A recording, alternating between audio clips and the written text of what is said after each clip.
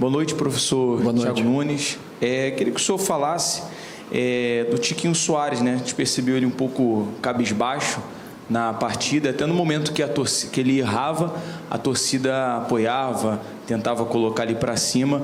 Queria saber como o senhor está trabalhando para a recuperação tanto psicológica e física do Tiquinho. Primeiro, boa noite a todos e saludar nossa torcida que esteve presente hoje aqui, que fez uma festa bonita, que nos recebeu bem, que nos incentivou do início ao final da partida, que naturalmente saiu insatisfeita com o resultado final. Mas pontuar, né, antes de responder a tua pergunta a respeito do Tiquinho, que a gente fez uma partida muito consistente, fez um jogo muito consistente, muito equilibrado. Eu diria que o futebol é tão caprichoso, né, que muitas vezes as coisas parecem tão controladas e por um lampejo, um segundo, a história do jogo muda. Mas eu saio, né, com o recorte dos 90 minutos, onde a equipe conseguiu apresentar, né, não foi brilhante, mas foi um futebol onde defendeu muito bem, onde induziu o adversário ao erro, onde criou situações de gol, né, e a partir daí mostrou mais uma vez que coletivamente, né, onde o craque do Botafogo é o coletivo, deu uma resposta positiva. Respeito especificamente do Tiquinho, né, a gente não precisa ressaltar as qualidades dele, isso aí é evidente. Eu discordo sobre essa situação de cabisbaixo. Eu vejo ele no dia a dia, eu tenho essa oportunidade de conviver com ele, eu vejo um cara alegre, um cara para cima, um cara que puxa os mais jovens, inclusive, né, para uma energia boa, e que dentro do campo, né, hoje ele brigou, lutou, ele tem uma situação que faz algum tempo já que ele não está jogando na sua plenitude, né, por uma sequência de lesões, pouco tempo de recuperação entre os jogos, né, e então ele está precisando realmente de um tempo de treino que o campeonato não oferta mais, né, que a gente não tem mais essa condição de ofertar ele, então ele está no máximo limite e está dentro das condições que ele tem apresentado, respondendo muito bem, né, alternou algumas situações dentro do campo, mas eu sou um fã dele, acho um baita jogador, acho um cara que tem uma capacidade técnica para flutuar no entrelinhas acima da média, um cara que tem gol e que, sem dúvida, é uma das referências da nossa equipe. E a partir desse momento eu não preciso estar falando para ele o que ele tem que fazer, o quanto ele tem que melhorar, porque eu confio muito na capacidade que ele tem apresentado, né? E também acho que ele tenha feito um ótimo jogo enquanto teve condições de suportar a carga da partida. Nada. Boa noite, professor Jonathan, do nosso Botafogo. Thiago, muito se fala da questão psicológica, né? Mas a questão física também está nitidamente deixando a desejar um pouco, principalmente pela diferença do primeiro tempo para o segundo tempo. Na sua opinião, esses dois fatores têm sido determinantes ou esses dois fatores não estão dentro do que você está vendo? Eu não vejo essa diferença física do primeiro para o segundo tempo. Eu vejo uma equipe estrategicamente, que foi o nosso caso no segundo tempo, tirando mais a velocidade da equipe do Santos, fechando os espaços e jogando mais do contra-ataque. Foi uma opção nossa, estrategicamente, fazer isso. E a gente teve sucesso durante todo o jogo nesse sentido. Estruturalmente, isso funcionou super bem. Se a gente agarrar o recorte do gol da equipe do Santos, é um gol numa jogada que não tem estratégia ali, não tem jogada individual, não tem jogada trabalhada ali, é uma jogada de uma capacidade individual do jogador do Santos. O Soteldo é um jogador extra classe, né, que sentiu que podia fazer um 2-1 rápido ali com o Mendonça e aí encarou no 1 contra 1 e depois conseguiu fazer um cruzamento. Mas é uma jogada muito mais de circunstância do que vinculada a algum problema físico, algum problema, né, que a gente possa imaginar estrutural dentro da equipe, dentro dos 90 minutos. Eu vejo a nossa equipe durante todo o tempo do jogo hoje muito consciente do que estava fazendo, muito equilibrado, né? E como eu disse antes, eu lembro de uma defesa do PR no primeiro tempo, uma bola espalmada, e eu não consigo lembrar de outra defesa dele durante todo o jogo. E ao mesmo tempo eu vejo no segundo tempo a gente teve no mínimo 4 situações de transição muito boas e que a gente poderia ter ampliado o placar. Claro que isso aí, né, o poderia, isso é uma coisa que a gente sabe que não interfere no placar final. Mas eu tenho que, naturalmente, exaltar para os meus jogadores, né, e tentar compartilhar isso com o nosso torcedor, por mais que não seja uma opinião tão popular, que a gente fez uma boa partida, um bom jogo, né, e fisicamente também foi consistente durante todo o tempo. Boa noite, Thiago. Alan Viana, do Visão Botafoguense. Boa noite. Eu gostaria de fazer uma pergunta em cima de 2 substituições que foram feitas no jogo. Eu acompanho o Bastos na Lazio, já o vi jogar como lateral. Alguns esperavam até essa substituição, uma substituição mais defensiva. Ele acabou entrando depois para fazer a função de zagueiro. E o Segovinha, ele fez a substituição do Júnior Santos. Em tese, deixou o time mais ofensivo pelo lado direito, que o Di Plácido é um jogador que joga mais para o ataque, o próprio Segovinha é um jogador mais leve. E no momento final de jogo, deu a impressão que o time ficou um pouco mais ofensivo, mas ali era a necessidade de defender. Acaba saindo a jogada da falta ali também pelo lado do Segovinha. Aí eu queria que você falasse um pouco dessas 2 substituições, o que o senhor buscou naquele momento. A falta em si, o lance especificamente, foi uma falta na intermediária, né? Lá na região de meio campo. Então não foi uma falta próxima à nossa área, que tenha a ver com jogadores sem capacidade defensiva. E a ideia da entrada do Segovia era justamente a gente potencializar o nosso contra-ataque. Um jogador de muita velocidade, ele se comprometeu muito bem na fase defensiva fechando os espaços, e tem muita qualidade para essa jogada de velocidade, né? E o Di Plácido, até pelo cansaço, né? O Vitor Sá saiu extenuado por cumprir uma função que ele não está habituado a cumprir, por ter jogado os 90 minutos aí poucos dias atrás, pediu a substituição. E aí eu troquei de lado o próprio Tietê para manter, né, a opção de 2 alas. E aí, nesse contexto, entra um lateral de origem, o caso do Di Plácido, por ser um jogador que já conhece a posição, é um jogador que, bem coberto, com um zagueiro com energia renovada, que era o caso do Bastos, um jogador de muita velocidade, poderíamos trazer uma consistência também. E se a gente pensar com a bola andando, a gente não sofreu, né? A gente está pegando o recorte só do lance da falta, e que pode gerar essa sensação de que a gente teve fragilizado defensivamente através das trocas. Então, a partir disso, a gente inclusive adianta o Danilo, né, para dar um pouco mais de força defensiva no meio-campo, tira o Gabriel, que fisicamente está extenuado e estava com um cartão amarelo também, para terminar a partida. E a gente levou muito bem isso até o lance específico do gol. Então, eu acredito que os jogadores que entraram nas funções, eles acabaram realizando o que se foi pedido. E não vejo uma conexão direta do gol com a entrada deles. Thiago, boa noite. Lívia Laranjeira, da Globo. Queria insistir, continuar nesse assunto da formação do time para hoje. Você falou dos 2 alas, de manter essa opção durante o jogo com as suas mexidas. Eu queria tentar entender se a sua opção por jogar dessa forma hoje foi circunstancial pelos desfalques que você tinha, a ausência do Marçal, a ausência do Hugo, o próprio Di Plácido, que não vive o melhor momento técnico dele na temporada. Então, assim, se circunstancialmente você achou que era a melhor forma de montar o Botafogo para esse jogo, ou se é uma opção que você pretende manter daqui até a reta final, até o final, estamos na reta final do campeonato, e especialmente pensando que você não vai ter o Danilo Barbosa para a próxima partida. Então, se a gente pode esperar essa mesma formação e quanto que você gostou do que você viu em campo hoje com eles? Eu tive desde a minha chegada, eu tive em torno de 6 a 7 treinamentos, 6 treinamentos, se eu não estou equivocado, antes do nosso jogo contra o Fortaleza. E dei, né, um ritmo de treino e sequência para a equipe que mais jogou durante a temporada. Até para entender, né, se a mudança do treinador poderia trazer também um contexto um pouco diferente para essa equipe.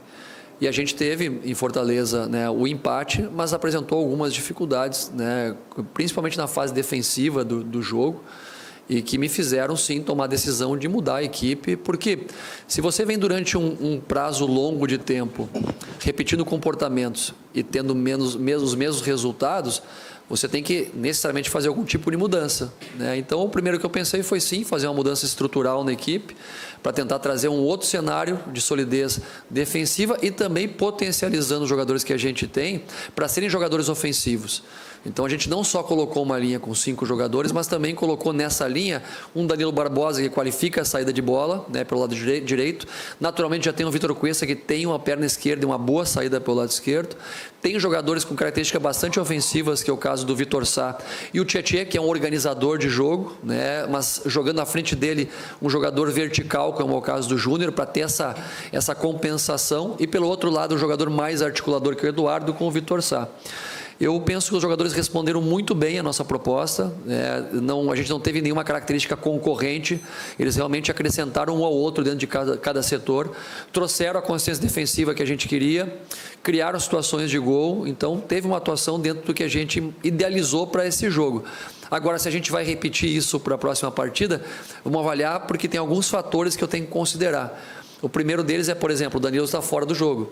Então, já temos que avaliar se vamos colocar, caso a gente repita uma formação com 3, se vamos colocar um outro meio-campista ali, um outro jogador para fazer essa saída, ou um próprio zagueiro de origem, ou se vamos voltar para um sistema, né, que já estávamos utilizando anteriormente. Tem o retorno do Hugo, sabe? Então, tem um desgaste físico de alguns jogadores que jogaram esses últimos 2 jogos e estão realmente sobrecarregados na parte física, porque hoje a gente optou por uma equipe de muita energia física também, né, para sustentar a partida, para impor o ritmo, e a gente conseguiu fazer dar certo, mas essa resposta com segurança só a partir de amanhã, depois do treinamento, para começar a idealizar o próximo jogo.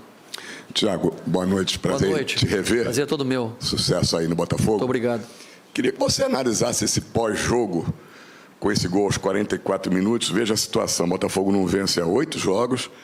Se vencesse, estava vencendo até o final, estaria assumindo a ponta agora. O Fortaleza está ganhando do Palmeiras. Então o Botafogo estaria assumindo agora, nesse momento, a ponta da tabela, a liderança, e, no entanto, pode acabar a rodada em 3º lugar, caso o Flamengo vença. Posso dizer que é um empate com sabor de derrota e que faltou furar a bola no final do jogo, não deixar o jogo acontecer, como se diz na gíria? Olha, o furar a bola, a gente sabe que tem várias maneiras de se fazer isso. Parando o jogo, né, jogando a bola para fora, subindo com os gandulas. A gente já viu de tudo nesse futebol, né? E eu não vejo que tenha faltado isso, porque no final das contas a gente fez uma falta no meio do campo para parar a jogada, justamente para não ter o Santos dentro do nosso campo, não dar sequência para eles. E aí vai a qualidade de um jogador que é extra classe, o caso do Soteldo, que encontra uma combinação ali, faz uma jogada individual e depois sim tem o cruzamento para a área. Mas tirando esse recorte do gol, a gente foi muito consistente, a gente foi muito equilibrado, a gente fez o que tinha que fazer dentro do campo. E eu acabei de falar isso para os meus jogadores. A gente tem que pegar o recorte dos 90 minutos e ficar hoje com a sensação de que a gente trabalhou muito bem, que a gente fez um trabalho bem feito. Agora, naturalmente, o resultado ele é muito cruel, né? Ele acaba descaracterizando para a avaliação do senso comum tudo que foi construído durante esses 90 minutos.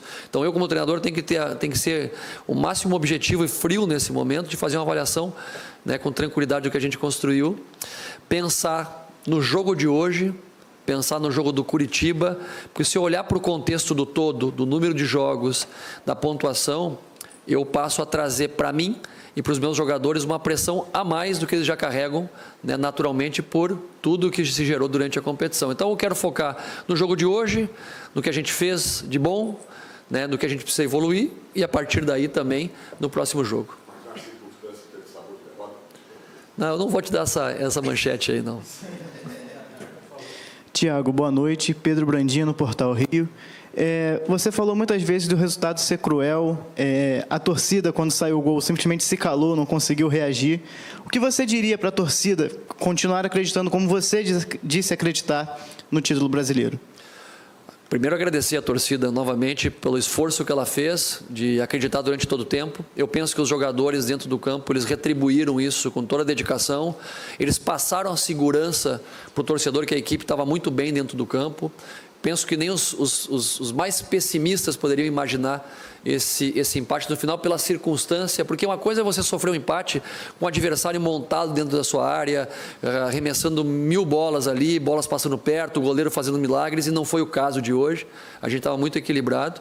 Por isso que o que eu posso pedir ao torcedor é um voto de confiança, é que ele continue acreditando, continue tendo esse desejo e ambição de ser campeão, que é um desejo que continua aqui.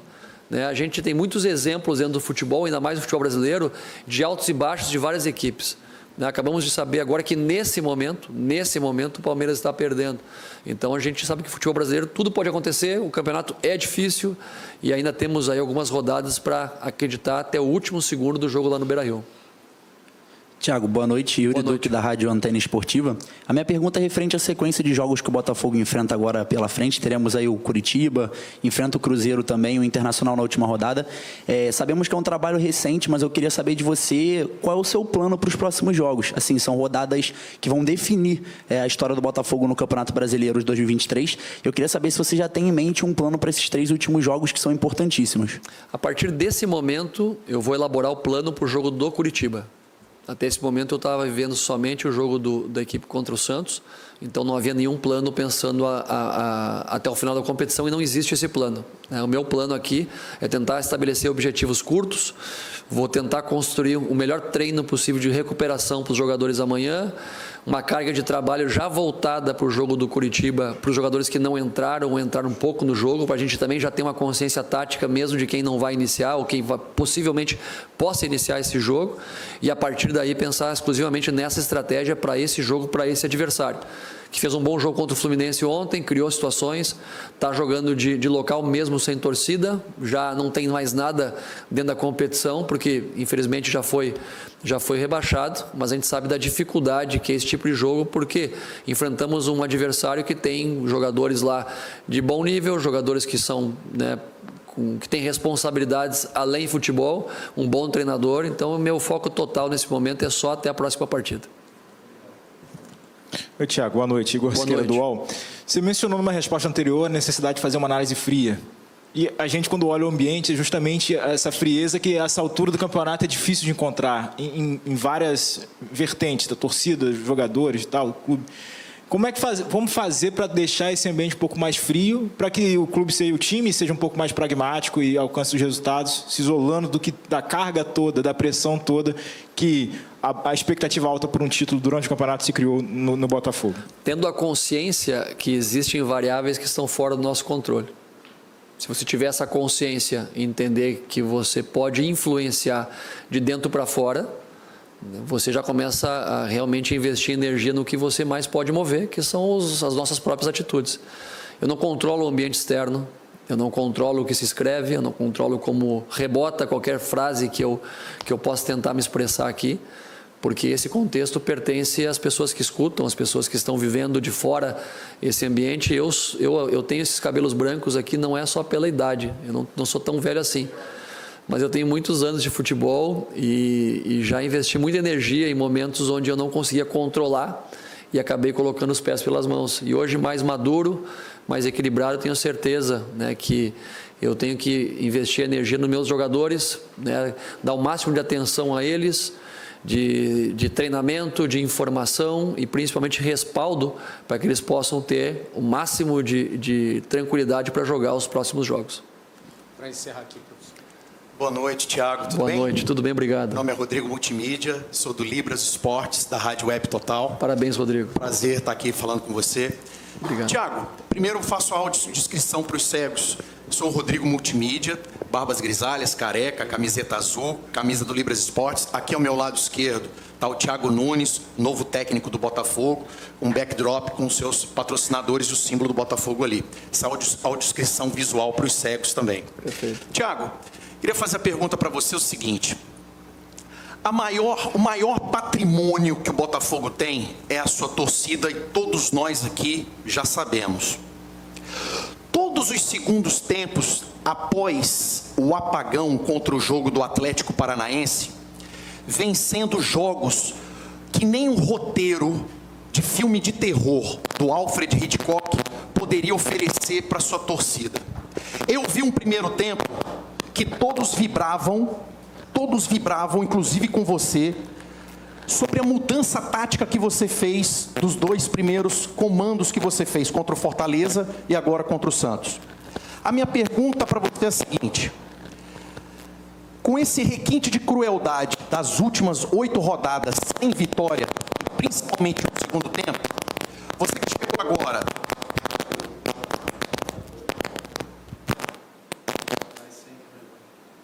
chegou agora, qual o diagnóstico que você tem do elenco do Botafogo diante de uma instabilidade emocional, diante de uma depressão coletiva que a gente vê o Botafogo do segundo turno, que é a pior campanha do Botafogo, sendo que a primeira foi a melhor. Você que entrou agora, você acredita que falta inteligência emocional no elenco, que faltou inteligência emocional no elenco no segundo turno? E se você entrasse há 8 rodadas atrás, talvez seria diferente com você? Primeiro, parabéns pelo trabalho que você realiza. Me parece um trabalho incrível, atendendo um público que merece todo o carinho, atenção e respeito e que é tão pouco valorizado no nosso país. Depois, a sua pergunta é uma pergunta que a gente tem muitos pontos de vista. Eu poderia aqui divagar sobre o que passou, e isso não seria saudável nem para mim, nem para os jogadores, porque, afinal, eu tenho um respeito ético e moral com todos os profissionais que aqui estavam. E falar do que passou nesse momento não vai reverter tudo que já se viveu. Então, o que eu posso dizer para o nosso torcedor, que fez uma grande festa, que acreditou durante todo o tempo na nossa equipe hoje, é que eu vejo uma equipe equilibrada, uma equipe que sim está incomodada pelo número de jogos que não conseguiu vencer, mas que está realmente focada em buscar o objetivo principal do Botafogo na temporada, que é o título. Vamos nos esforçar ao máximo dentro do que a gente pode controlar, que são as nossas atitudes, pensando no dia de amanhã e para o próximo jogo, e tentarmos ao máximo nos aproximarmos de lutar até o último jogo pela essa conquista. Professor, esqueci da Jéssica que ela tinha feito. Tá bom. Tiago, boa noite. Boa noite. As coisas estão muito dinâmicas no Campeonato Brasileiro. O Palmeiras está perdendo, mas o Flamengo está ganhando. E agora o Botafogo é o terceiro colocado na tabela de classificação, mas está tudo muito embolado.